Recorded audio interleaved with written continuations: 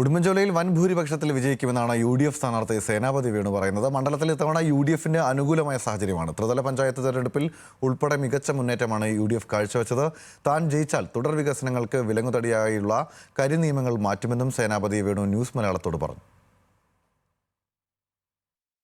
ഇക്കുറി വാശിയേറിയ പോരാട്ടം നടക്കുന്ന മണ്ഡലമാണ് ഉടുമ്പൻചോല.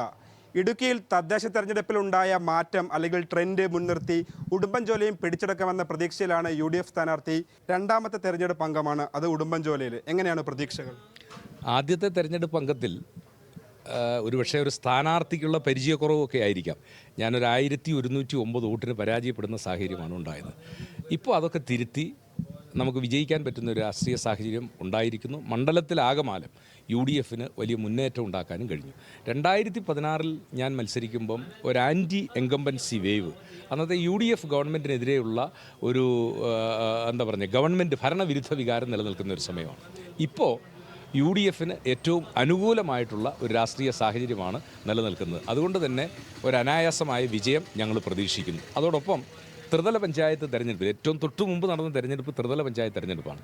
ആ തെരഞ്ഞെടുപ്പിലുണ്ടായ ഒരു ഞങ്ങളുടെ മുന്നേറ്റം, ത്രിതല പഞ്ചായത്ത് തെരഞ്ഞെടുപ്പ് കഴിഞ്ഞ പ്രാവശ്യം നടക്കുമ്പോൾ ഞങ്ങൾക്ക് ഈ നിയോജക മണ്ഡലത്തിൽ ഒരു പഞ്ചായത്ത് പോലും ഇല്ലായിരുന്നു.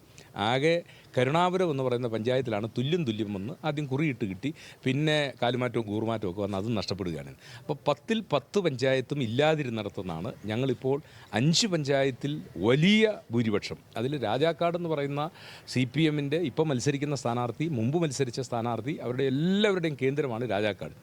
ആ പഞ്ചായത്തിലെ 14 സീറ്റിൽ 10 എണ്ണം ഞങ്ങൾ നേടി, ഒരെണ്ണം ഞങ്ങളുടെ റിബലാണ്. അങ്ങനെ 11 എണ്ണം, 3 സീറ്റ് മാത്രമാണ് ഇപ്പോഴത്തെ ഇവിടുത്തെ സിറ്റിംഗ് MLA മുൻ മന്ത്രിയും ഇപ്പോൾ ഇവിടെ മത്സരിക്കുന്ന സ്ഥാനാർത്ഥിയുടെയും ഒക്കെ പഞ്ചായത്തിൽ കിട്ടിയത്. താങ്കളുടെ കാഴ്ചപ്പാടിൽ ഇത്തവണ തിരഞ്ഞെടുക്കപ്പെടുവാണെങ്കിൽ ഉടുമ്പൻചോലയിലെ വികസനങ്ങൾ എങ്ങനെയാണ്? ഏതൊക്കെ മേഖലയിലാണ് പിന്നോട്ട് നിൽക്കുന്നത്? എവിടെയൊക്കെയാണ് അടിസ്ഥാനപരമായ വികസനങ്ങൾ മുന്നോട്ട് കൊണ്ടുവരിക? അല്ല, അതിനകത്ത് ഒറ്റ കാര്യം മാത്രമാണ്, ഇവിടുത്തെ പ്രശ്നങ്ങൾ പരിഹരിക്കപ്പെട്ടാൽ ബാക്കി വികസനങ്ങളെല്ലാം തനിയെ വരും.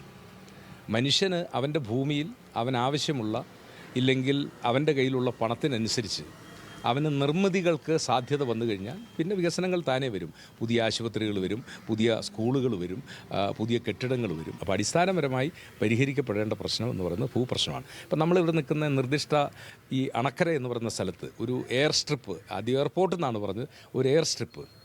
അപ്പോൾ അതൊക്കെ വരികയായിരുന്നെങ്കിൽ ഈ ഭൂമിയുടെ നിയമക്കുരുക്ക് കാരണം അത് എന്നേക്കുമായി അവസാനിച്ചു എന്നുള്ളതാണ്. അപ്പോൾ ഇടുക്കിയിൽ ഇനി തുടർ വികസനങ്ങൾ ഉണ്ടാകണമെങ്കിൽ ഈ കരിനിയമങ്ങൾ മാറിയേ പറ്റൂ. അത് മാറ്റുക, അതിനുള്ള ശ്രമമാണ് വിജയിച്ചാൽ എൻ്റെ ആദ്യത്തെ ഉദ്യമം.